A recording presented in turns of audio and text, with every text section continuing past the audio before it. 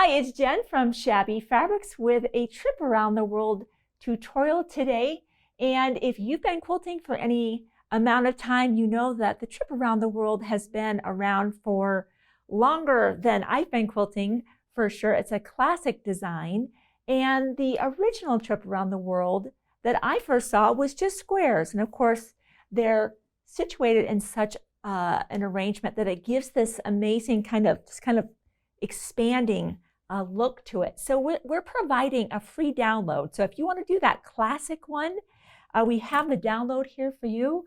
Whether you want to use 2-inch finished squares all the way up to 4.5, will of course yield different sizes of quilts. So go ahead and grab that if you've got a stash of fabric and you want to just be doing that on your own. If you're wanting to make the quilt behind us here, this is with the America the Beautiful collection by Deb Strain for Moda Fabrics. We not only have the squares, but we added some fun half square triangles, some 4-patch in here, and I wanted to show you that even if you're a beginner, this is absolutely doable, absolutely approachable, and a lot of fun, and obviously visually spectacular. So we have some limited kits remaining.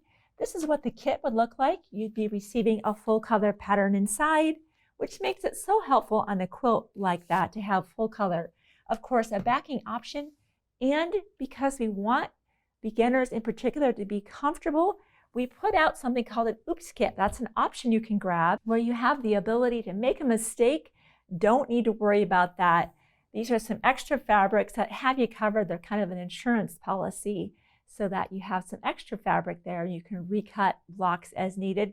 And of course, if you don't make any mistakes or very little, you have extra fabric to maybe make some extra projects. So there's just 3 things really to this quilt. As I said, we have squares, half square triangles, and 4-patch. I'm going to give you some techniques for each of those. Of course, we'll start off with the simplest with just a square. Of course, you're cutting your 3.5-inch strips. If you're going to be cutting this one, that's the size that we use for this particular project. And then cutting those up into just 3.5-inch squares. Now, if you have a particular fabric where you have a motif that you want to do something called fussy cut, then what you can do, I'll get my floral out here because that was one of the fabrics that, we just cut those and we let those flowers just land wherever they wanted. But let's say that you really wanted to center your square around a particular flower, or maybe you're sewing from home and you have something that has a cute novelty print and you want to just go grab that specific area. What I love about the 3.5-inch square up ruler here, these are going to finish at 3, so this is perfect for that.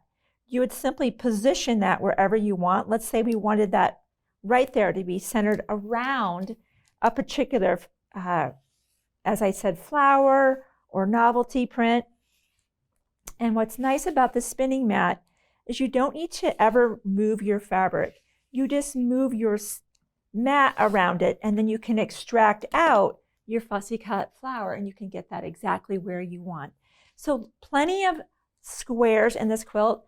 And then the next thing we did to add some fun and variety is we went ahead and added some half square triangles. I love how that kind of jets out one color in one direction and another color in the other. So I thought that was really fun to add that option. To make half square triangles, I'm going to give you 3 choices for that. One thing I always encourage you to do, and here's a rule of thumb for you. If you know that you want your half square triangles to finish at, say, 3 inches, there's a rule of thumb to add 7/8 of an inch to that, and those are the size squares you would cut. So since these are finishing at 3, we would be cutting these to a 3 7/8. But I recommend you actually upsize that by 1/8 of an inch all the way to 4. First off, it's a lot easier cutting a 4-inch square or a 5-inch square than it is 3 7/8 or 4 7/8. And the other benefit of that is we have something to square up. So these have been cut to 4 inches. I'll demonstrate how to square up to you, and we'll be using again our 3.5-inch square up ruler, which takes all the guesswork out of it. So you'll start with your squares. Each of those are at 4, and with right side together, a couple options for you. You can just draw a straight line, and I like to put the lightest color on top because it's easiest to see my line. Simply draw diagonal to diagonal, place right sides together, pin on either side, sew a 1/4 inch away. If you have a machine that has a gate, a presser foot with a gate, go ahead and put the gate right on that line, come down, turn around and come back. Now I've done that one ahead of time, and that's what it would look like. Once you have that done, you'll simply cut, get my iron heating up, and while that's heating up, I'm going to give you your second option. So we'll put those over there, and you can see you've now made 2 half square triangles by doing that. So let me set that aside.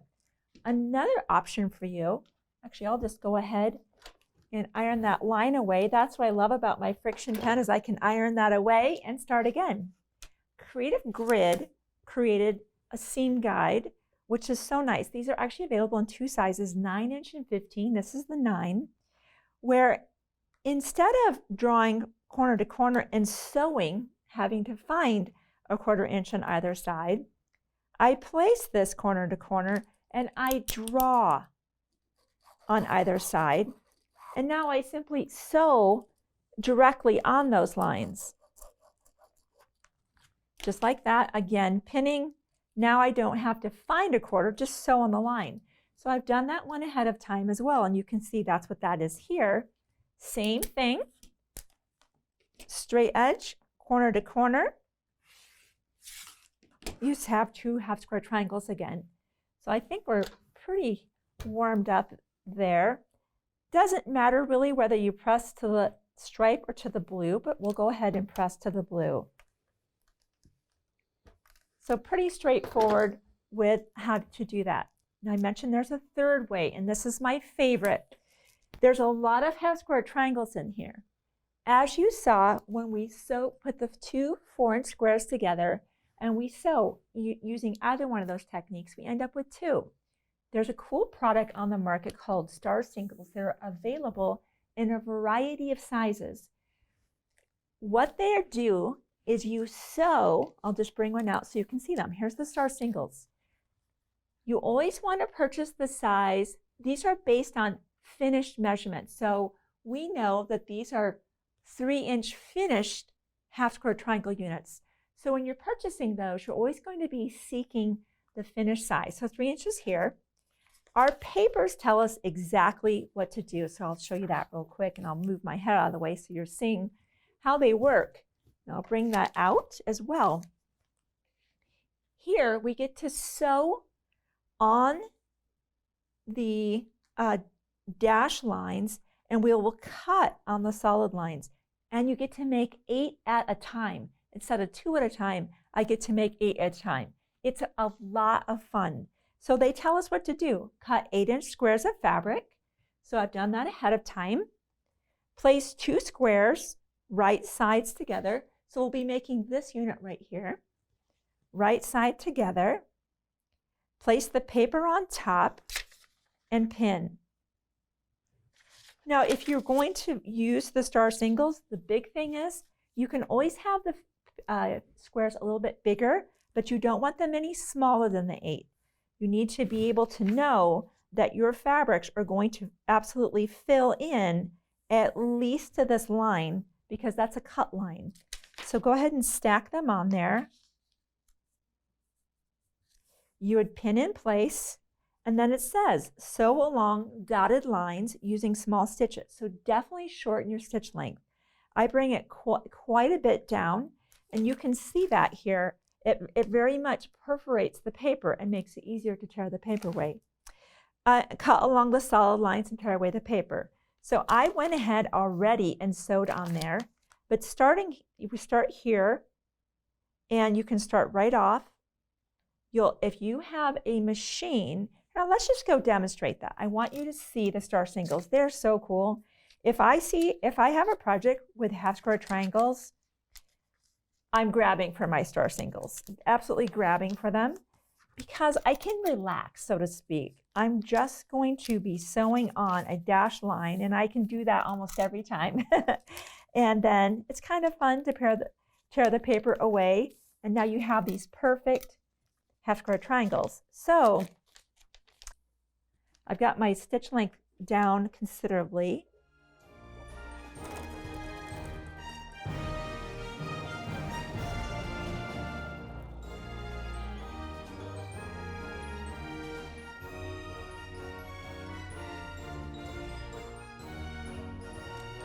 And then we just come down this direction.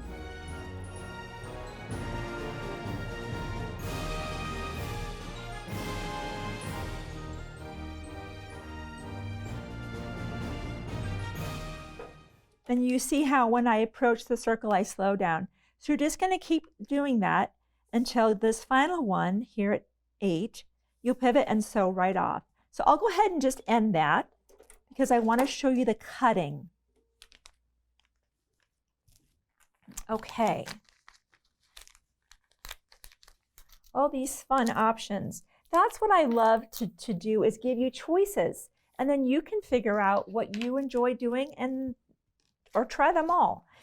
It doesn't really matter where you start cutting on the solid line. I just generally cut around the perimeter, but like I said, it doesn't really matter where you start the cutting. You'll just cut everything out.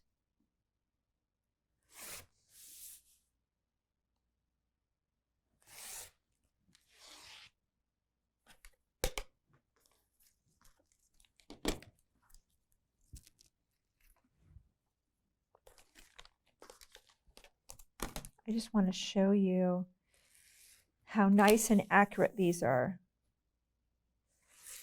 Of course, we just continue to cut them apart, but when I get ready to take the paper off, just fold it back,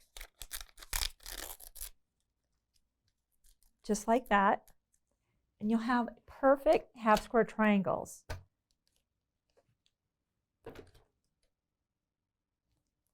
Press to the outside, just like that.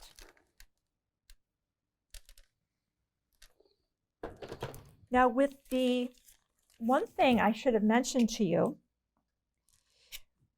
with the other technique, remember how I upsized those? I upsized those to 4. So those aren't ready to go into the quilt yet.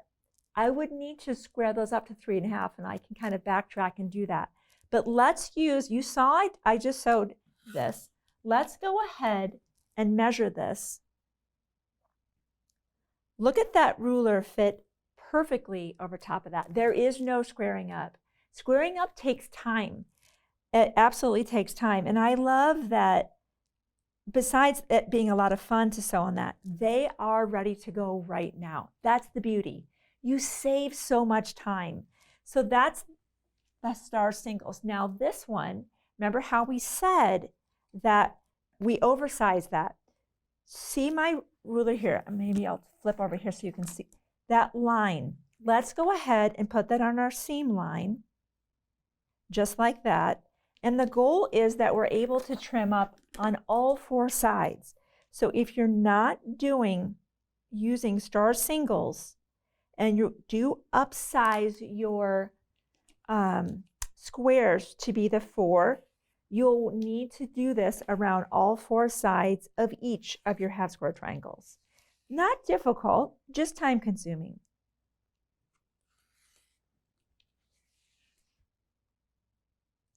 And of course, you always have the option of just cutting the 3 7/8 inch, and then there's also no squaring up, but you also need to be completely accurate because there'll be nothing left to square up. So that's your options for making half square triangles. Okay, the other and final part of the quilt is 4-patch. So let's just go over that. Let me move this out of the way. I have a fun little cool thing where we are going to spin the center here. I want to teach you how to do that. It's why I like spinning the center. It's harder to explain in a pattern. That's why I want to show you in video. Is it helps make this lay so nice and flat right in the center. So with our 4-patch, because this is going to finish at 3 inches, we started with 2-inch strips and I simply sewed them together. And I'd like to encourage you to press to one side or the other instead of pressing the seam open.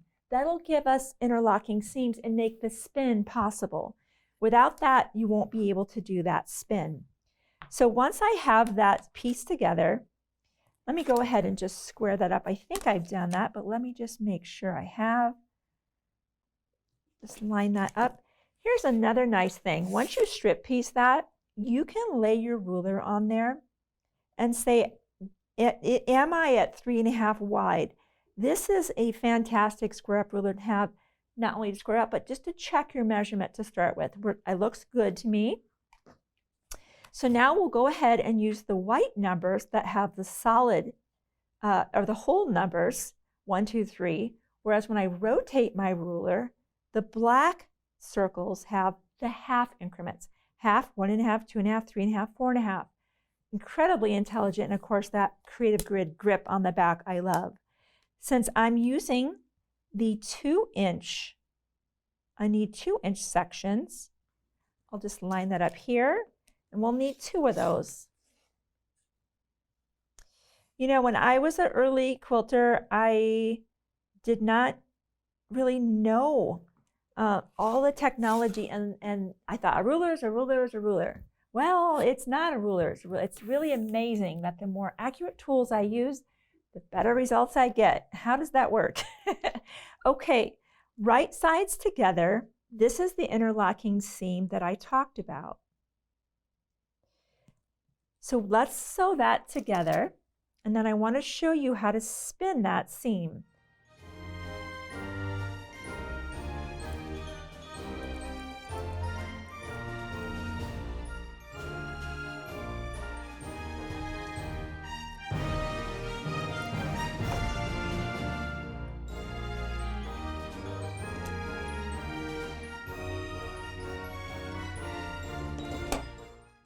Okay, let's take that to the pressing mat. I want you to see that nice and clear. You have a couple options here. You can always press the seam open. I don't want you to think you have to do this like this. You can just get in here, press the seam open, and you're done. No problem. That works. Let me go back to where we are, and I'll show you what I mean by spinning that seam. By spinning the seam, you see what I just did? I just pressed this opposite directions. So now you keep pressing, it's like in a circle, this way. It's really nice to, it just lays so, it looks cool, right? It's this little 4 patch on the back. So now,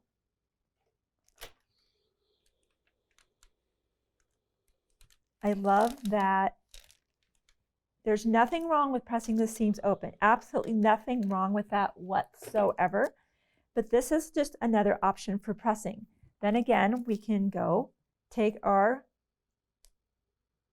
ruler and check that we have, there's our bullseye, and check that we truly have our good solid 4 patch. So you've now seen the using the 3.5 inch to fussy cut or just our plain old squares, or you just cut them and get whatever that is going to give you for the 3.5 inch squares. We've gone over 3 different techniques for making half square triangles, and you can tell I think the star shingles are my favorite because of the accuracy of getting, you know, you don't have to square up in the end, you get to make 8 at a time. And we've learned how to make the 4 patch. Then when you get ready to put your trip around the world together, one thing you might want to think about doing is maybe having numbered pins. I don't have any on set with me right now. There's some new ones coming inbound to Shabby Fabrics that you might want to think about whether you're going to assemble the quilt horizontally or you want to do columns is up to you. But you can imagine how it'd be quite easy to get these in the wrong arrangement, especially with some of these things that have the stripe. So you can see that this is a fun project for a beginner all the way up through an advanced quilter, because it is so visually spectacular and it's quite simple as you see. So thank you for giving me part of your day to show you how to make the trip around the world. And if you want to add those half square triangles or 4-patch options, now you know how to do that. I'll see you soon on another Shabby video.